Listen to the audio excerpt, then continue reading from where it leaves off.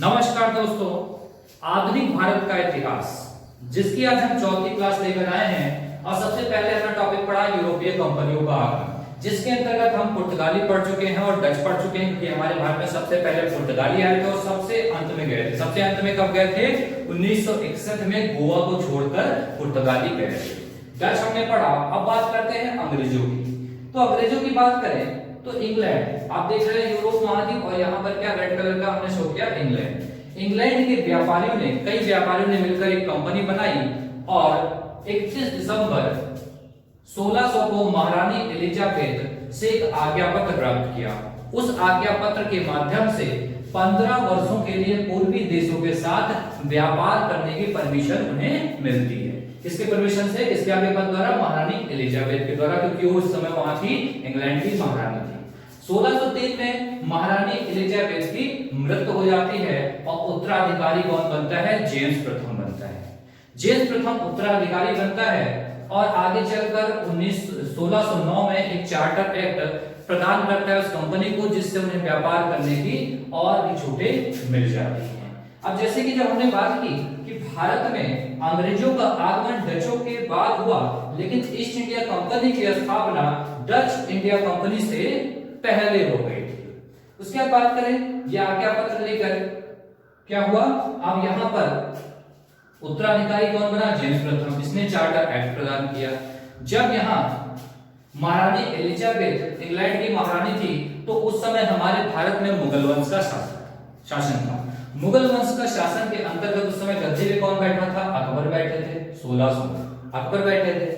उसके बाद उत्तराधिकारी जेम्स प्रथम बनते हैं। तो जेम्स प्रथम एक लेटर लिखते हैं, पत्र लिखते हैं, किसके लिए? मुगल शासक के लिए। मुगल शासक के लिए एक पत्र लिखते हैं और किसे देते हैं? कैप्टन हॉकिंस को। कैप्टन हॉकिंस उस पत्र को लेकर भारत के लिए रवाना होते हैं और 1608 में कैप्टन हॉकिंस हेक्टर नामक जहाज से कहां पहुंच जाते हैं? सूरत पहुंच जाते हैं। तो इस तरीके से कैप्टन हॉकिंस अंग्रेजों के द्वारा भेजा गया प्रथम राजदूत होता है। किसके दरबार में? मुगल वंश शासक के टाइम में भेजा गया पहला राजदूत होता है। ये भी कई बार एग्जाम में पूछा जाता है कि कौन प्रथम राजदूत कौन था? Captain Hawkins. कैप्टन हॉकिंस 1608 में हेक्टर नामक जहाज द्वारा सूरत पहुंचते हैं और वो पहुंच कहां जाते हैं? उस समय मुगल वंश के शासक कौन होते हैं? तो देखिए, जब हमने बात की एलिजाबेथ, उस समय मुगल वंश का शासक कौन था? अकबर थे। लेकिन अकबर की 1605 में मृत्यु हो जाती है। ठीक है, 1605 में मृत्यु होती है। उसके बाद गद्दी पे कौन बैठता है? उनका पुत्र जहांगीर बैठ जाता है। जो कैप्टन हॉकिंस पत्र लेकर आया था वो किसके नाम का हो रहा होगा? अकबर के नाम का पत्र था, क्योंकि किसने भेजा था? जेम्स प्रथम ने। लेकिन जब वो वहां पहुंचता है तो गद्दी पे कौन बैठा होता है? जहांगीर। लेकिन फिर भी वो पत्र लेकर वहां पहुंचता है और कैप्टन हॉकिंस की बात करें तो काफी टैलेंटेड पर्सन था, उसे तुर्की बोलना भी आता था। लेकिन जब वो जहांगीर के दरबार में पहुंचता है तो फारसी भाषा में बात करता है। फारसी भाषा में क्यों बात करता है? क्योंकि मुगलों की भाषा कौन सी थी? फारसी। जो दरबारी भाषा थी कौन सी? फारसी। तो फारसी भाषा में बात करता है और जहांगीर उससे क्या हो जाते हैं? प्रसन्न हो जाते हैं। जो हमारे मुगल वंश के शासक या राजा महाराजा होते तो प्रसन्न जल्दी हो जाते थे। आजकल तो ऐसा नहीं होता है, पहले तुरंत प्रसन्न होते थे। और जैसे उसने फारसी भाषा में बात की, तुरंत जहांगीर प्रसन्न होते हैं, उसे 400 का मनसब नियुक्त करते हैं। मनसब क्या है? मनसबदारी प्रथा अकबर ने स्टार्ट की थी।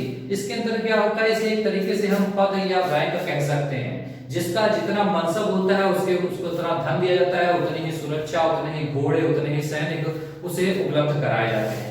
जैसे राजा मान सिंह जो कि अकबर के दरबारी थे, उन्हें सैन्य नेतृत्व संभालते थे, उन्हें 5000 का मनसब नियुक्त किया गया था। ऐसे ही क्या किया जाता है? कैप्टन हमारे हॉकिंस को 400 का मनसब नियुक्त कर दिया जाता है। जब 400 का मनसब नियुक्त किया जाता है उसके बाद प्रसन्न कौन? जहांगीर तो प्रसन्न होते ही हैं। उन्हें परमिशन देते हैं कि आप जाओ और सूरत में अपनी व्यापारी कोठी लगा लो। ठीक है। अब देखिए, इससे पहले अगर हम बात करें तो इंग्लैंड से जो पहले अंग्रेज आते हैं तो सबसे पहले वो इंडोनेशिया के द्वीपों पे आते हैं। सुमात्रा, जावा, मलक्का आदि द्वीपों से आकर अपना व्यापार करते हैं, फिर बाद में वो भारत पहुंचते हैं। ठीक, जब यहाँ उनको परमिशन मिल जाता है कि व्यापारी कोठी सूरत में लगा लो, तो पहली व्यापारी कोठी 1608 में पहला प्रयास क्या करते हैं 1608 में सूरत में लगाने का प्रयास किया जाता है। लेकिन क्या होता है, उसका विरोध होता है। सूरत के निवासी जो व्यापारी होते हैं वो विरोध करते हैं और कुछ थोड़े बहुत जो पुर्तगाली लोग बचे होते हैं उसका विरोध करते हैं। इस विरोध के चलते फिर से जहांगीर उनकी परमिशन जो देते हैं उसको निरस्त कर देते हैं। उस परमिशन निरस्त होने के बाद अंग्रेज जाते हैं और अपनी दूसरी व्यापारी कोठी कहाँ लगाते हैं, मसूलीपट्टनम। मसूलीपट्टनम की हमने बात की थी कि आंध्र प्रदेश, जिसे वर्तमान समय में मछलीपट्टनम कहा जाता है, आंध्र प्रदेश में स्थित है मसूलीपट्टनम। 1611 में मसूलीपट्टनम में लगाते हैं। लेकिन तत्पश्चात क्या होता है, 1611 में अंग्रेज कैप्टन मिडलटन ने पुर्तगाली जहाजी बेड़े को परास्त किया तो पुनः जहांगीर प्रसन्न हो जाते हैं और उन्हें परमिशन देते हैं कि आप स्थायी रूप से सूरत में अपनी व्यापारी कोठी लगा सकते हैं। तो अपनी 1613 में सूरत में अंग्रेज अपनी स्थायी व्यापारी कोठी लगाते हैं। तो यहाँ से क्वेश्चन कई तरीके से बनता है कि उन्होंने पहली कोठी कहाँ लगाई। तो पहली कोठी तो 1608 में सूरत में लगाई थी, लेकिन वो क्या थी, अस्थायी।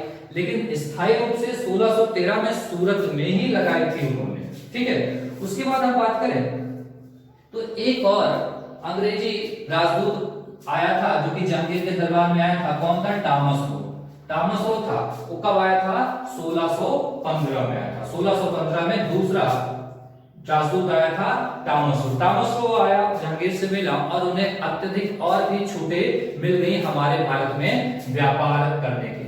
धीमे धीमे अंग्रेज हमारे भारत में अपना साम्राज्य विस्तार कर रहे थे, अपने व्यापार को तेजी से बढ़ा रहे थे।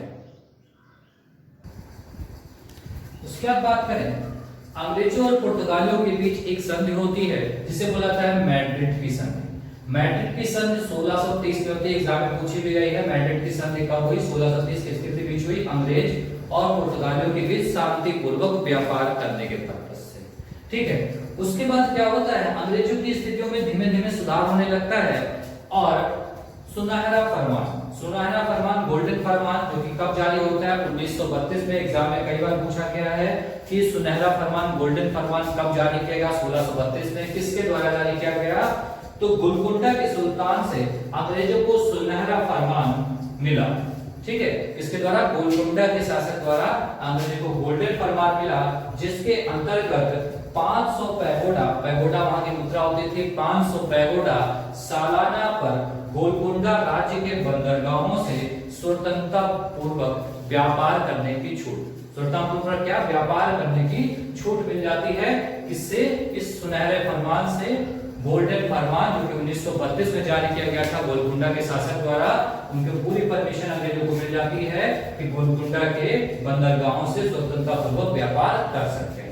उसके बाद फिर एक टर्न होता है और ब्रिटेन की स्थिति में सुधार होता है। कब होता है, 1961 में ब्रिटेन के राजकुमार चार्ल्स द्वितीय तथा पुर्तगाल की राजकुमारी कैथरीन का विवाह होता है। किसका, 1961 में इंग्लैंड के राजकुमार चार्ल्स द्वितीय तथा पुर्तगाल की राजकुमारी कैथरीन का विवाह होता है, जिसमें दहेज स्वरूप चार्ल्स को मुंबई उपहार स्वरूप मिल जाता है। क्या मिलता है, मुंबई दहेज में मिल गया।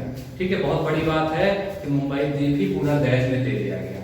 ठीक है, चार्ल्स ने 1968 में 10 पाउंड वार्षिक किराए पर कंपनी को बंबई दे दिया। ठीक है, बंबई को कंपनी को किराए पर दे दिया कि आप यहां से व्यापार कर सकते हैं। और 1987 में सूरत की जगह बंबई अंग्रेजों की मुख्य व्यापारिक कोठी बन गई। इससे पहले क्या थी, सूरत। उसके बाद जब मुंबई चार्ल्स द्वितीय ने उन्हें किराए पर दे दी, तब उन्होंने क्या कर लिया, मुख्य रूप से व्यापारिक कोठी सूरत से कहां स्थानांतरित कर लिया, मुंबई को हस्तांतरित कर दिया। उसके बाद एक और इंपॉर्टेंट आता है John Salomon mission. John Salomon mission पूछा जाता है भारत कब आया था, तो 1715 में आया था। जॉन सलमन मिशन की बात करें तो कंपनी ने 1715 में जॉन सलमन की अध्यक्षता में एक शिष्टमंडल कलकत्ता से एक दूत मंडल मुगल दरबार में भेजा। ठीक है, कलकत्ता से एक दूत मंडल कहां भेजा, मुगल दरबार में। किसकी अध्यक्षता में, जॉन सलमन की अध्यक्षता में। उस जो दूत मंडल था उसमें एक डॉक्टर थे, डॉक्टर हैमिल्टन जो कि एक सर्जन थे। तो उस समय वहां शासक कौन थे, फर्रुखसियर साहब थे। तो फरुखसियर साहब को एक दर्दनाक बीमारी थी, काफी दर्द होता था, दर्दनाक बीमारी थी। तो उसके जो सर्जन थे डॉक्टर हेमिल्टन, उन्होंने फरुखसियर साहब की बीमारी दूर कर दी, फरुखसियर साहब की वो बीमारी दूर कर दी और फरुखसियर साहब उनसे प्रसन्न हो जाते हैं और 1717 में एक शाही फरमान जारी कर देते हैं। क्या है? फरुखसियर का शाही फरमान 1770, बहुत इंपॉर्टेंट है। फरुखसियर ने शाही फरमान कब जारी किया? 1770 में। इस शाही फरमान के अंतर्गत 3000 वार्षिक दर पर बंगाल में मुक्त व्यापार, 10,000 वार्षिक दर पर सूरत में सभी करों से मुक्ति, उसके अलावा बंबई में कंपनी द्वारा ढाले गए सिक्कों को संपूर्ण मुगल राज्य में चलाने की मंजूरी। ठीक है, 3 चीजें उस फरुखसियर साहब के शाही फरमान में मिलती हैं। और इसी फरुखसियर साहब के जो शाही फरमान था, इसी को ब्रिटिश इतिहासकार और ने कंपनी का मैग्ना कार्टा की संज्ञा दी। किसकी संज्ञा दी? कंपनी के मैग्ना कार्टा की संज्ञा दी, जिसे बोला जाता है महाअधिकार पत्र। इसी तरह अंग्रेजों की हमारे भारत में स्थिति सुदृढ़ हो जाती है। और जैसे हमने बात की, स्टार्टिंग में आए थे व्यापार के लिए, फिर उन्होंने अपना व्यापार किया। व्यापार के बाद हमारे जो मुगल वंश के शासक थे, उन्होंने उन्हें इतनी ज्यादा छूट दे दी कि धीमे धीमे उन्होंने हमारे पूरे भारत पे कब्जा कर लिया और धीमे धीमे उन्होंने एक तरीके से हमें क्या कर दिया? हमें क्या गुलामी की जंजीरों में जकड़ दिया। ठीक है, और इसके आगे फिर हम लोग पढ़ेंगे। ये अभी हमने अंग्रेज पढ़ा है, अंग्रेज के बाद डैन है, डैन के बाद फ्रांसीसी है। तो डैन बहुत थोड़ा सा है क्योंकि वो ज्यादा समय तक हमारे भारत में नहीं रहे।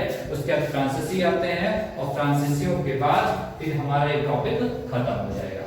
तो आज के लिए इतना ही। थोड़ा इसे पढ़िएगा कि बहुत, अगर आप किताबों में पढ़ेंगे तो शायद आप ना समझ पाएंगे, तो बहुत लेंथी टॉपिक्स हैं। तो यहाँ पर हमने आपको टॉपिक्स कवर किए हैं जो आपके अक्सर एग्जाम में देखने को मिलते हैं। ठीक है, आज के लिए इतना ही। नमस्कार।